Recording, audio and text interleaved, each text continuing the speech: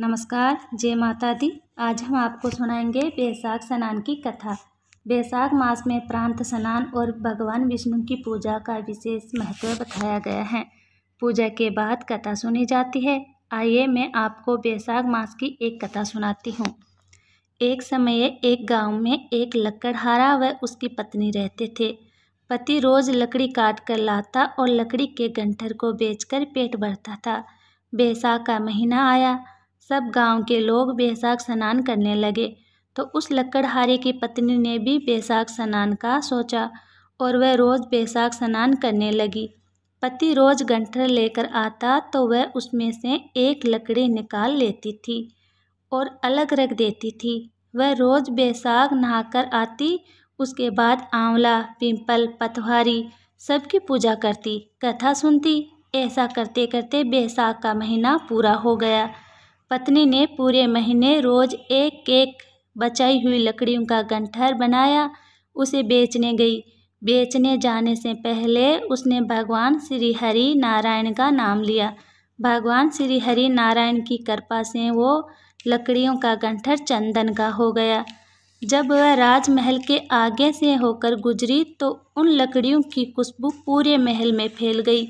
राजा को जैसे ही खुशबू आई, राजा ने पहरेदारों से पूछा कि ये चंदन की लकड़ियों की खुशबू कहाँ से आ रही है।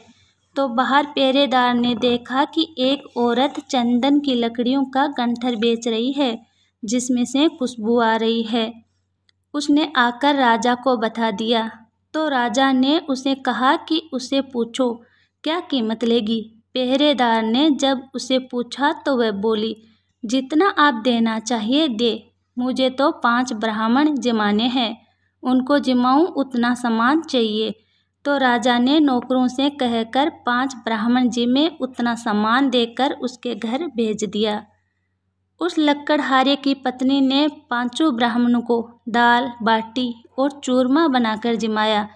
उन्हें जिमाकर दक्षिणा दी और ब्राह्मणों से आशीर्वाद लिया। इधर पति का गंठर उस दिन नहीं बिका और उसको घर आने में देर हो गई।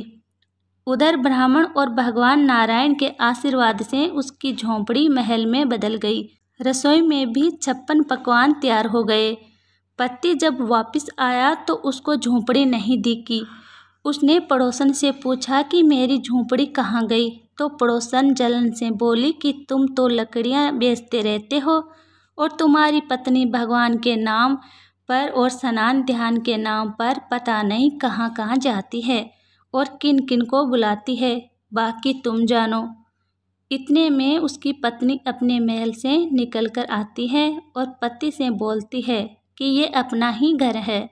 तो उसके पति को गुस्सा आता है और बोलता है, तूने चोरी की, डाका डाला या क्या क्या किया जो एकदम इतना धन आ गया, तू कहाँ घूमती रहती हो। तब ये पत्नी बोलती है कि मैंने बैसाख स्नान किया था, बड़ पीपल की पूजा की, पतवारी को सींचा, उसका फल श्री नारायण ने मुझे दिया है। लकड़ी बेचने गई तो राजा ने गंठर ले लिया और उसके बदले में राजा से 5 ब्राह्मण जिमाने और उनकी दक्षिणा के लिए सामान मांगा। ब्राह्मण ने आशीर्वाद दिया तो भगवान ने आशीर्वाद दिया और हमारी झोंपड़ी महल में बदल गई। तब पति को पत्नी की बात पर विश्वास नहीं हुआ।